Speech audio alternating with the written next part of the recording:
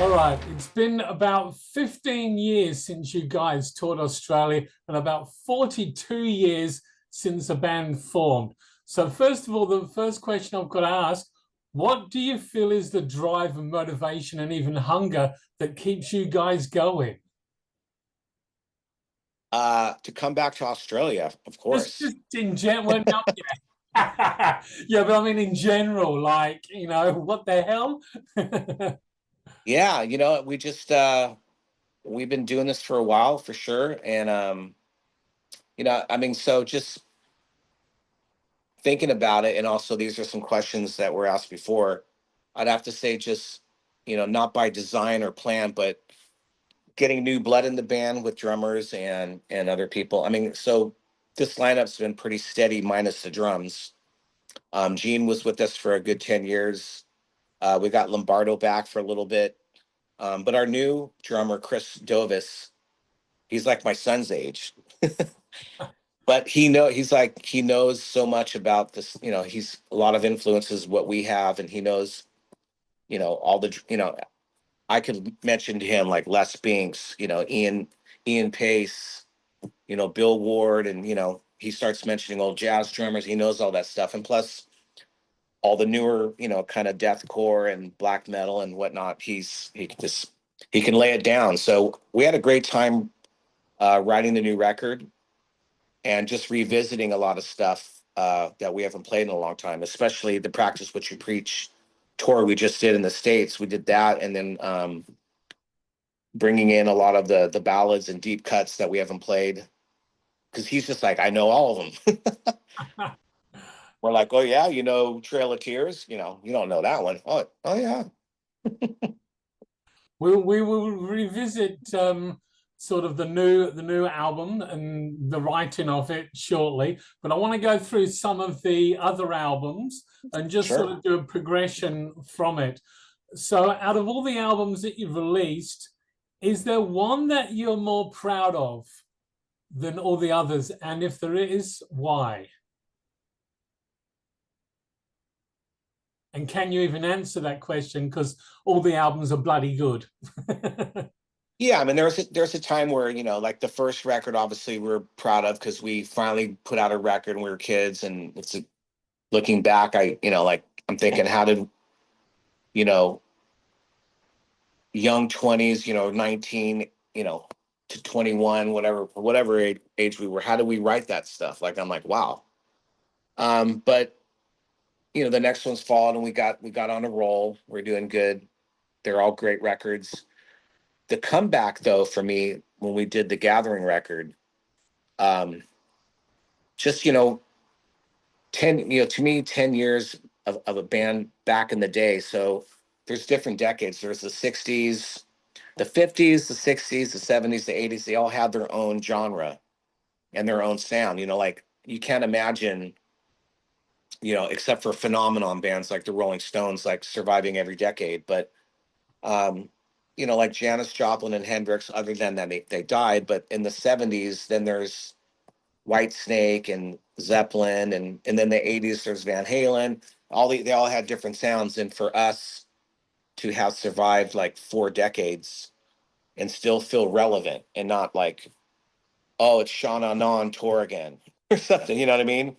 Like there's something about the 2000s that seem like there is no 10s and 20s, and it just seems like maybe when we get to the 30s and 40s they'll start calling it the. It'd be weird that the call Testament, like, oh yeah, the back in the 20s. But the Gathering was a great comeback for us. It just we kind of sealed the deal with that we're back, and we toured like everywhere on that record. I must admit that I love going back to the Souls of Black or even the Electric Crown. Nothing against the other albums, Oh yeah. just the brutality of those albums Yeah. was like, wow. Yeah, well, you guys will hear those songs. So, Electric, we're definitely going to be playing Souls of Black and Electric Crown and a lot of other stuff. And, Catching up with you. We're going to be catching up with you guys. and of course, nothing beats Practice What You Preach, of course. Nothing, Yeah, nothing beats that one. that's I a classic. I found that your 1994 album Low took you to a new level, though, both musically and lyrically. Would you agree with that? Yeah, definitely. That was a departure from our first five records, which was the original lineup. I think once we kind of got some new blood, we got more of on a and that record came out when metal was kind of a dirty word, I think, because grunge kind of came in. Metal was almost just like wiped off. Like it just, wow, metal's gone. You know, there's Pearl Jam, there's Alice in Chains, there's Soundgarden, there's all this stuff. Everything got diverted towards the Seattle sound. But then we came out with Low, you know. So we were kind of true alternative because we were doing something different than what a lot of bands were, you know, switching gears and whatnot. But yeah, I think Dogface Gods, the song off Low, that was and the title track, that was a good departure from us, from our old sound, and just bringing in more of like a melodic death metal kind of sound. Moving full forward to Dark Roots of Earth, which is a Mhm. force to be reckoned with. And the guitar work in that is like, I can only use the word ballistic. Yeah. Yeah, so that was the second record with Alex back, and at this point, me and Alex are kind of sharing a lot of the solo duties, and it just made for more fun, I think, and a different sound for Testament. Um, yeah, definitely. You're talking about guitars, so Oh yes, definitely. And then this further complements by Titans of Creations. Well, were you happy with how that album came together? yeah, I think that's a good, one of our best records. Just I think mix wise, that's probably one of the better ones. I think our sound got really polished but still heavy. Our new record, we have a so we've been okay, so from The Gathering, Formation of Damnation, Dark Roots of Earth, Brotherhood of the Snake, Titans of Creation, we're all done with Andy Sneap Mhm. for the last 20 years. And we've switched over to Jens Bogren. Um, Andy is now in Judas Priest, so his time is less. Luckily, we got Jens Bogren because the new record sounds absolutely amazing. So we're really happy with that. Can't wait for everybody to hear that one. Now, at the beginning, you were talking about the lineup change in regards mainly to the drumming wise.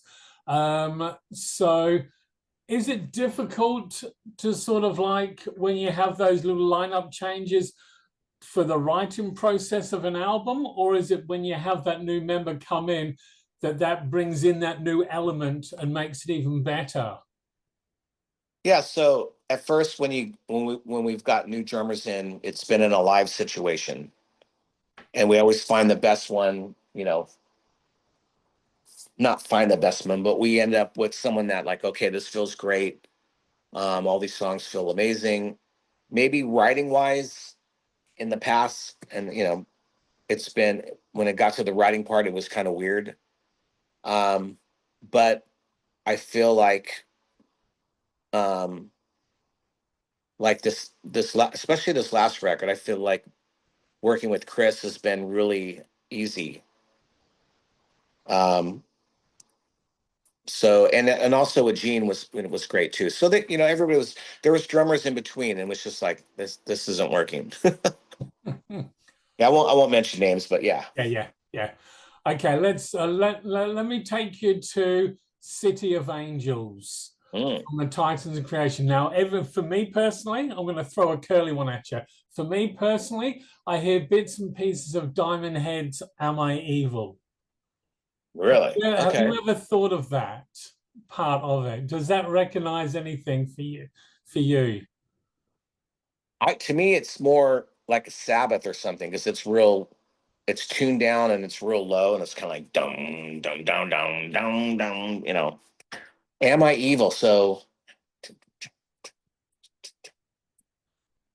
There's maybe when there's maybe when it probably a goes, verse in it oh that's yeah, so like maybe when that. it goes to the upbeat, it's kind of got Yeah. that charging kind of thing. That's weird. No one's ever said that before. All right, right on.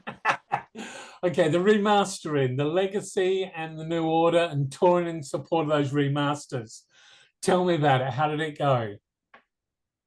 Really good. That's where you take the original mix and hopefully you have the 2 inch, or not the 2 inch, but I think it's a 1/4 inch tape of the actual mix before it got mastered. And we were luckily enough to get those. And because we have remastered um, records that were already mastered because we didn't have you know, the the mix tape. So yeah, the older ones, yeah, we've been able to, we were luckily enough able to get the original mix. So you can start from scratch there, and I think they sound sonically a lot better.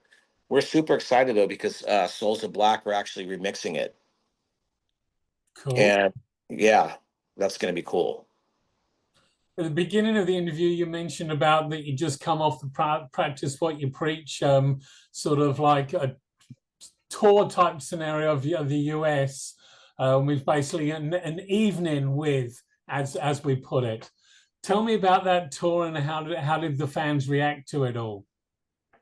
So it was, kind of thrown together, and I wish, well, we're gonna do it again now. So, but it was a good idea. We just kind of threw it together. Um, Usually when you have an idea like that, you plan it out, but it was kind of thrown together in like 6 weeks before we started. And we weren't sure what we wanted to do. We knew we wanted to get back out on the road, but we didn't want to just go do the same thing. And we're like, well, we got Practice What You Preach coming out again, remastered. Mm-hmm. Um, let's do that. And then, yeah, maybe let's try, one of the songs acoustic, which turned into a whole acoustic part. Um, we started, we started playing Return to Serenity on a previous tour. So we're like, well, why don't we do more ballads? So, and, we went from just being brutally heavy, 2 years ago. And then all of a sudden now we're playing all our ballads.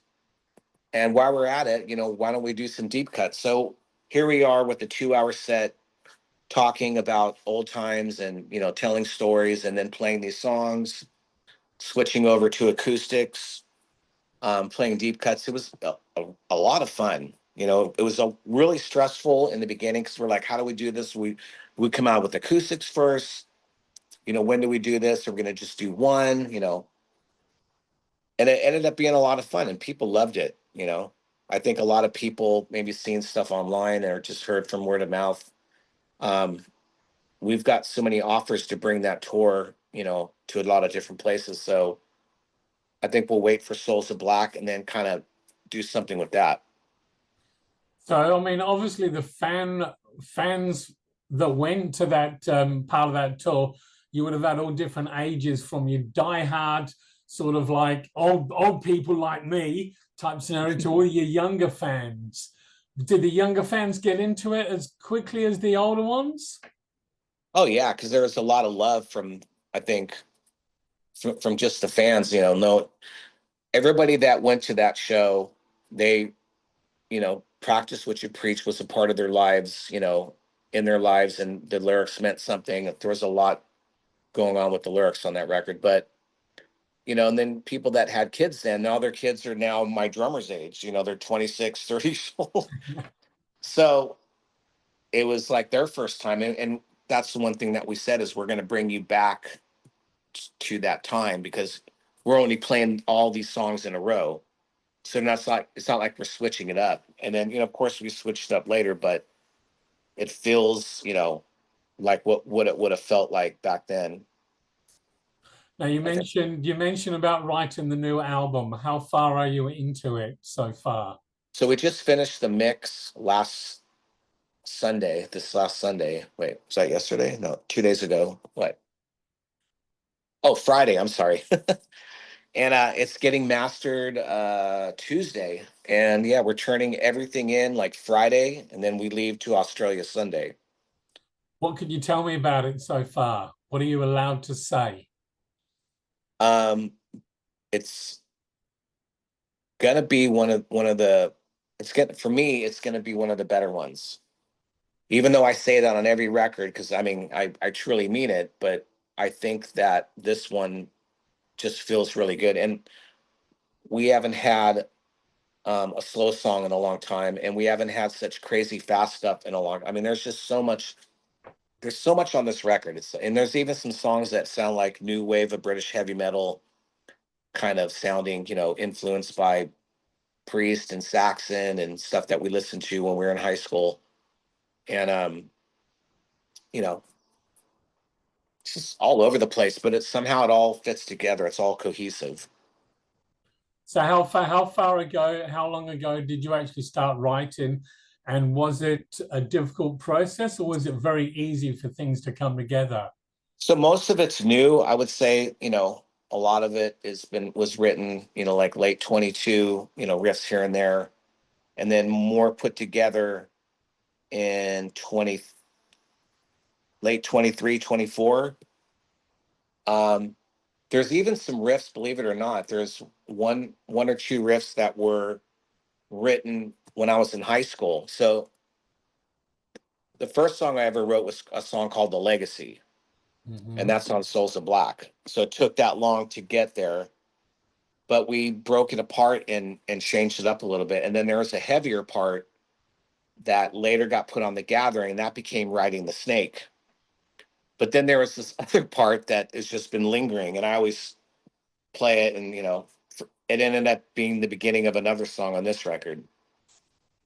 Do you have a title of the album that you can tell me so far, or is everything secret still?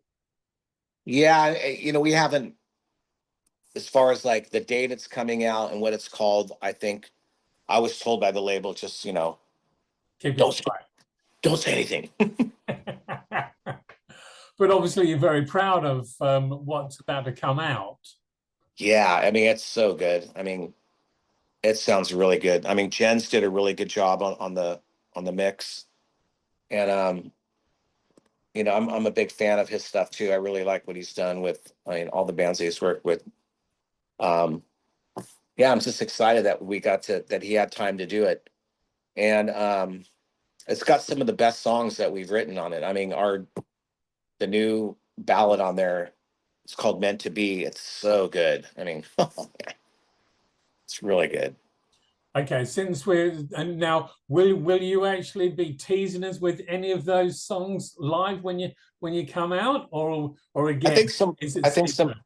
I think some lucky people backstage, I might hand them my headphones and let them hear some song. But no, live, we're not ready to play any live yet. I would imagine a couple months once we pick out, do a video or pick out a couple singles that we'll put out. But the record's going to be coming out in the fall. So Let's talk about the Australian tour. You're about to come over pretty bloody quickly as well. What can we expect? making up for 15 years, 3 records that we didn't tour on in Australia. Yeah, I mean, just there's a lot of catching up to do, and we're excited that it's almost going to be like I mean, obviously we've been there a couple times in the past, but it's been so long that it feels like our first time there. So there's a lot of songs that you guys haven't heard live, and then of course some favorites that we've done in the past, but it's just going to feel new again. I think it's going to be like an experience, a fantasy experience. Let's go. And is it difficult to work out what songs to put in the set? And do you change it at all for like each state, or do you just say, okay, this is the Australian tour, this is what we're going to play? A bit of both. I think we're excited that we're playing a lot of song.